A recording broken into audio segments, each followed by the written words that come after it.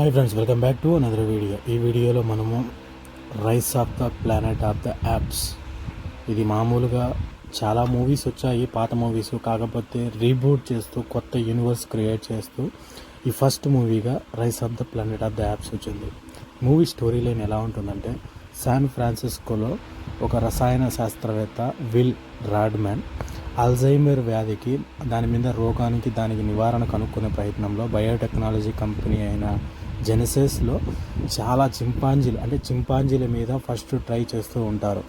దాని పేరు వచ్చేసి అల్జైమర్ 112ను పరీక్షిస్తాడు. ఇది 112 బ్రైట్ ఐస్ అనే ఒక చింపాంజీ మీద ఒక్క సింగిల్ డోస్తోనే ఆ చింపాంజీకి ఇచ్చినప్పుడు చాలా ఎక్కువ తెలివితేటలు పెరుగుతున్నాయని, దాని మైండ్ వచ్చేసి మనిషి ఏ విధంగా ఆలోచిస్తున్నాడో ఆ విధంగా ఆలోచింపచేస్తుందని, ఆ డ్రగ్ చాలా ఉపయోగపడుతుందని, దీనికి మనుషుల మీద అని చేస్తున్న టైంలో అక్కడ ఆ విల్ అనే ఒక శాస్త్రవేత్త తన బాస్తో కలిసి అందరికీ పబ్లిసిటీ చేస్తున్న టైంలో, దానికి అందరినీ చూపించడానికి తీసుకొస్తున్న సమయంలో ఆ రూమ్ నుంచి బయటికి రాదు. అక్కడి నుంచి చాలా విచిత్రంగా, క్రూరంగా ప్రయత్నిస్తున్న టైంలో దానికి వేరే దారి లేక దాన్ని బంధించాల్సిన టైంలో వాళ్ళ చేతుల నుంచి తప్పించుకోవడానికి పారిపోతూ అక్కడ ఇక్కడ పడుతూ అన్నీ వస్తూ ఉంటూ ఆ మొత్తం అంతా రూమ్స్ అన్నీ ధ్వంసం చేస్తుంది. దాని తర్వాత ఇక్కడ వచ్చేసి స్టీవ్ జాకబ్స్ అతని పేరు, అతను వీళ్ళంతా దానికి పబ్లిసిటీ మాదిరిగా చేస్తున్న స్పాన్సర్ల మధ్యలో అక్కడికి వచ్చి ఆ అద్దాలన్నీ బ్లాస్ట్ చేసుకొని వచ్చినప్పుడు వేరే దారి లేక ఆ సెక్యూరిటీ గార్డ్స్ దాన్ని కాల్చి చంపేస్తారు.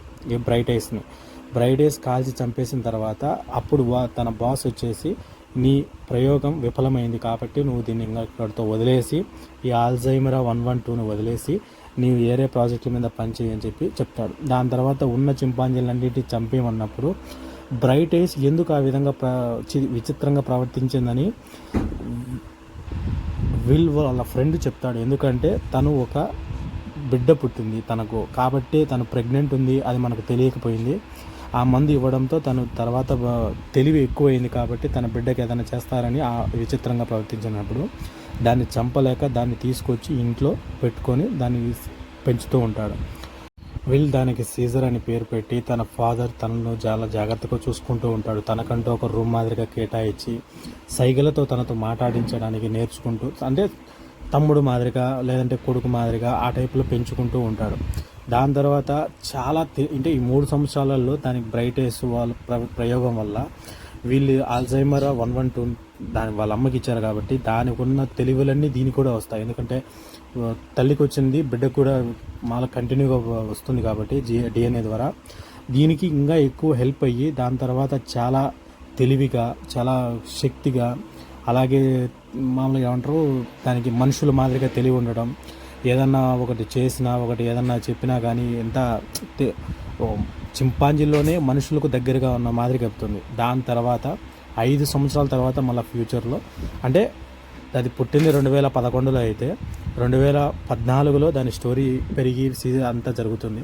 దాని తర్వాత 2019లో, అంటే దగ్గరికి 8 సంవత్సరాల తర్వాత దానికి కొద్దిగా ఎక్కువ తెలివి వచ్చిన తర్వాత దాన్ని తిప్పుదామని చెప్పి బయటికి తీసుకెళ్ళినప్పుడు అప్పుడు ఆడ పెంపుడు జంతువులు మాదిరిగా ఉంటాయి కదా, అవన్నీ కాకుండా దాని తర్వాత ఒక కుక్కను చూసి, నేను నీకు పెంపుడు జంతువునా అని అన్నప్పుడు లేదు అని అంటారు. దీనికి ముందు దానికి క్లారిటీగా నువ్వు నా పెంపుడు జంతువు కాదు, నా కొడుకు లాంటి వాడివి, అది ఇదని తనకు చెప్పినప్పుడు, నేను నీ తండ్రి లాంటి వాడిని అన్నప్పుడు నమ్మడు. అలాంటప్పుడు తనకి జెనెసిస్కి పోయి, ఇక్కడే మీ అమ్మ పుట్టినది, కాకపోతే మీ అమ్మ ఈ విధంగా చనిపోవడంతో అల్జైమర్ ఆ తెలివిలన్నీ నీకు వారసత్వంగా వచ్చాయంటారు. అప్పుడు దీనికి చిన్నప్పుడు 3 సంవత్సరాల కిందట, 5 సంవత్సరాల కిందట దీనికి చిన్న దెబ్బ తగలడంతో అప్పుడు వాళ్ళ హాస్పిటల్కి వెళ్ళి ఉంటాడు. అక్కడ పరిచయమైన డాక్టర్తోనే తను కంటిన్యూగా డైటింగ్ చేస్తూ ఉంటాడు. ఒకనొక సిచ్యువేషన్లో అల్జైమర్ దాని తర్వాత తండ్రికి కూడా ఇచ్చింటాడు. అతను సీజర్కి ఏ విధంగా సీజర్ వాళ్ళ తల్లికి ఎట్లా ఇచ్చింటాడో ఆ వ్యాధి నివారణ కోసం తన తండ్రికి కూడా ఇచ్చింటాడు. తన తండ్రి కూడా సేమ్ అల్జైమర్ ప్రాబ్లంతో ఉంటాడు, బ్రెయిన్ ఇష్యూసే ఉంటాయి.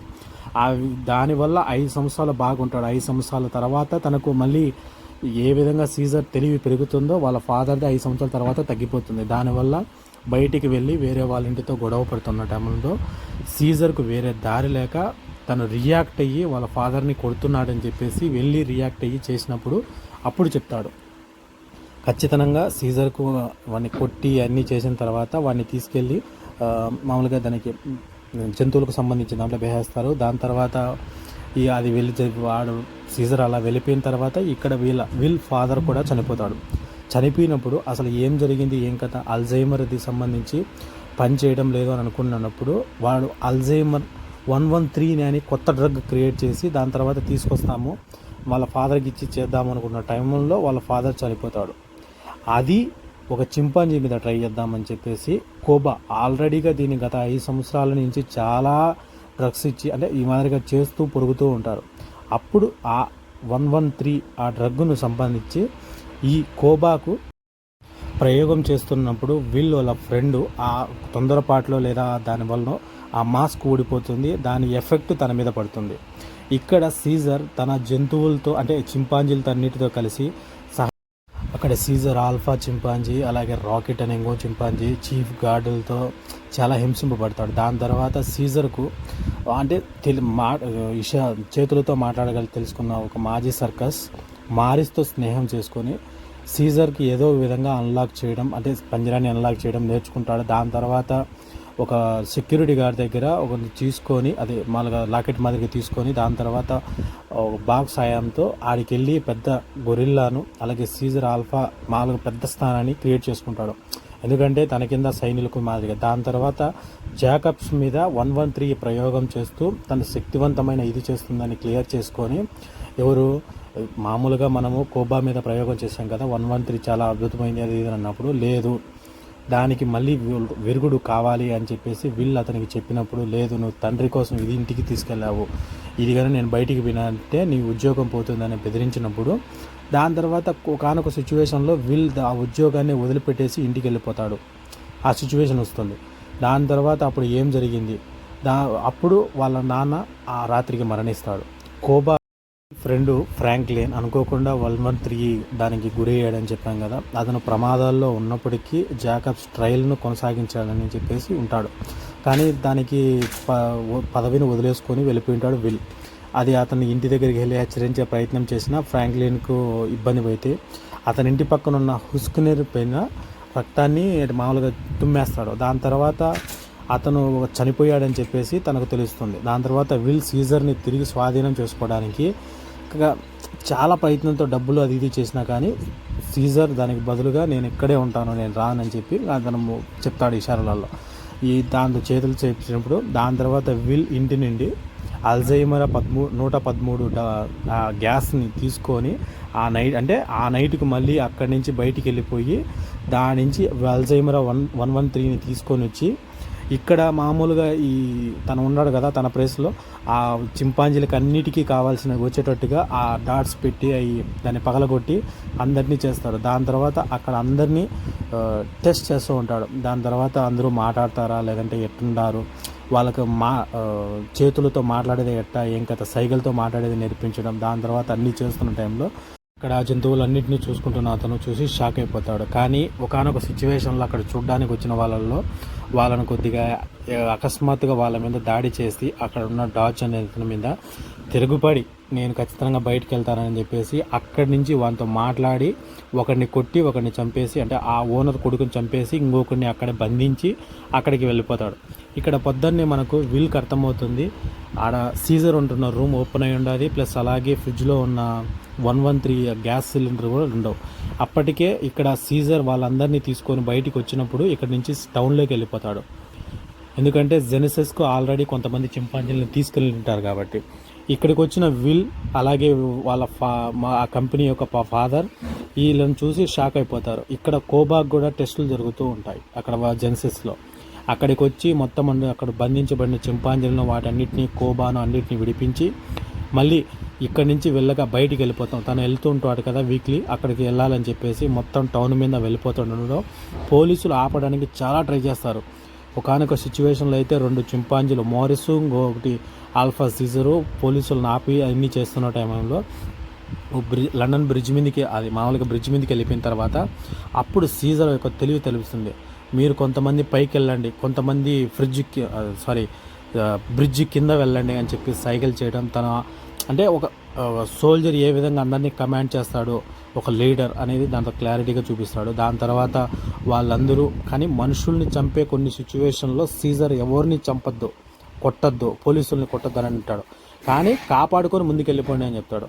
కానీ ఒకనొక సిచ్యువేషన్లో ఉంటాడు కదా స్టీఫెన్, అతను వాళ్ళని ఫ్రాంక్లిన్ చంపాలని చూసుకుంటున్న టైంలో ఒక ఆల్ఫా సీజర్ వచ్చేసి తన మీద పడి తనని కాపాడి చచ్చిపోతుంది. దాని తర్వాత సీజర్ని కాపాడమని బ్రతిమలాడినా కానీ అతను విక్టర్ కాపాడు కాబట్టి కోబాకి అప్పచెప్తాడు. అలాంటి సిచ్యువేషన్లో కోబా ఏం చేస్తుందంటే చంపేస్తుంది, అతను వదిలేస్తుంది, కాపాడదు.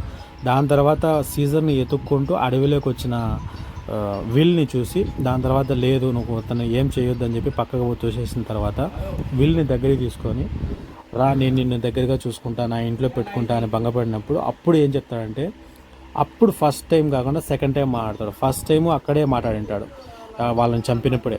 అప్పుడు చెప్తాడు ఇదే నా ఇల్లు అన్నప్పుడు మారిస్కి, రాకెట్ని, గోగోకి, అలాగే కోబోని అందరినీ దగ్గరికి తీసుకొని తన ప్రపంచం అంటూ ఏందో అంటే తన సపరేట్గా యూనివర్స్ ఒక ప్రపంచంలో వెళ్ళిపోయాడని చెప్పేసి చూపిస్తారు. కానీ మనకి ఇక్కడ ఆల్రెడీ ఫ్రాంక్లిన్ చనిపోయినప్పుడు ఒకరి దగ్గర ఇన్ఫెక్షన్ అయింది కదా, అతను ఒక పైలట్.